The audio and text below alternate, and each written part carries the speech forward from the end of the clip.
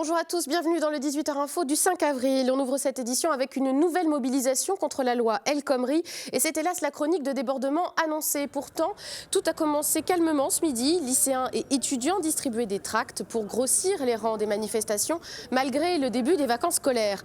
Benoît Balti a interrogé un représentant de la lutte interlycéenne. Alors on est en train de distribuer des tracts aux personnes qui passent, ceux qui attendent le tram par exemple, et on essaie aussi de discuter avec les commerces afin de savoir un peu leur opinion par rapport à cette loi. Et on essaie juste de préparer la grosse mobilisation de samedi prochain, donc le 9, afin qu'on ait un maximum de monde. Si on veut soit augmenter l'emploi, soit au moins faire baisser les licenciements, c'est pas du tout par là qu'on doit passer. Je veux dire, quand on inverse les normes, etc., genre ça va juste donner plus de pouvoir au patronat, on va juste avoir un code du travail complètement dégradé. Genre j'ai pas du tout envie de vivre dans ce monde-là, du coup je me mobilise maintenant afin que le retrait de cette loi soit le plus immédiat. Et à 15h, 1600 personnes, selon la police, se sont rassemblées place du Bouffay avant de défiler dans les rues de Nantes.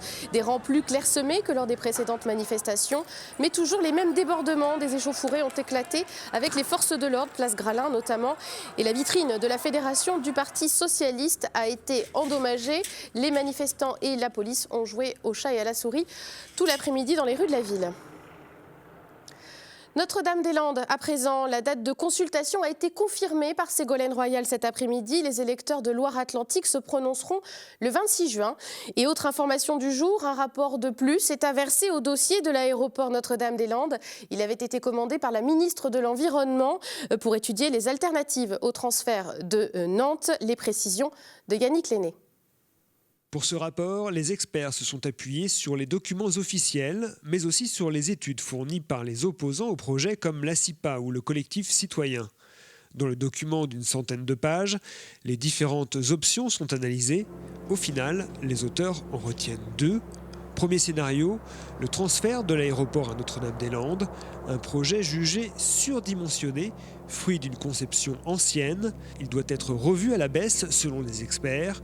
Une seule piste, au lieu de deux, suffirait pour répondre aux besoins au-delà de 9 millions de passagers. Cela réduirait aussi l'impact environnemental et la consommation d'espace de 200 hectares. Deuxième scénario, la modernisation de l'aéroport actuel Nantes-Atlantique, une hypothèse pas du tout farfelue pour les experts mandatés par Ségolène Royal. L'agrandissement de l'aérogare est possible, écrivent-ils, et la rénovation de la piste est nécessaire. De tels travaux permettraient d'accompagner la croissance du trafic. Parmi les bémols, la question du bruit et le surcoût lié au maintien de l'activité de l'aéroport pendant le chantier. Entre ces deux scénarios, le rapport ne tranche pas et renvoie les deux camps dos à dos. C'est une petite marée noire qui a eu lieu ce matin au lieu d'Itragouette à Sainte-Anne-sur-Brisée. Une fuite de pipeline venant de la raffinerie de Donges a déversé 380 mètres cubes d'hydrocarbures dans les ruisseaux alentours. Une soixantaine de sapeurs-pompiers et une trentaine de véhicules ont été dépêchés sur place. Des barrages anti-pollution ont été déployés et une grande opération de pompage est en cours. La sous-préfète de Châteaubriand au micro de Jean Annex. Donc 7 habitants ont été pris en charge par la mairie de Sainte-Anne-sur-Brisée. En fait, ce qui les empêche de rentrer chez eux, non pas pour prendre des affaires, mais d'y dormir, c'est une odeur évidemment d'hydrocarbures très forte. Il y a un point de vigilance pour les agriculteurs et les particuliers qui ont des puits et qui s'alimentent en fait dans la nappe phréatique. Pour ceux qui sont à proximité effectivement de cette pollution, puisqu'on n'est pas à l'abri effectivement que la nappe puisse être polluée. Là, les sapeurs-pompiers sont en train de poser des barrages pour éviter en fait la pollution, en particulier sur le deuxième étang. Et puis on a un troisième secteur qui est en aval des étangs, où là en fait les sapeurs-pompiers s'attachent à poser des barrages pour éviter en fait la pollution des cours d'eau qui vont vers le Brivet. Si tout va bien, vous êtes passé à la haute définition cette nuit pour la TNT sans encombre et découvrez maintenant nos programmes en qualité optimale. Avouez que c'est bien mieux.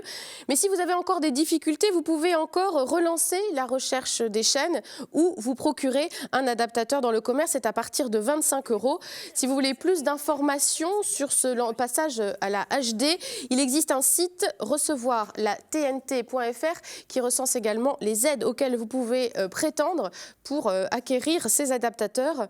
C'est la fin de cette édition. Merci de l'avoir suivi. L'information continue sur notre site internet www.telenantes.com, mais également sur les réseaux sociaux, Facebook et Twitter. Et tout de suite, vous allez retrouver la météo sur Télé Nantes. Excellente soirée sur notre chaîne. On se retrouve demain pour une nouvelle édition du 18h Info.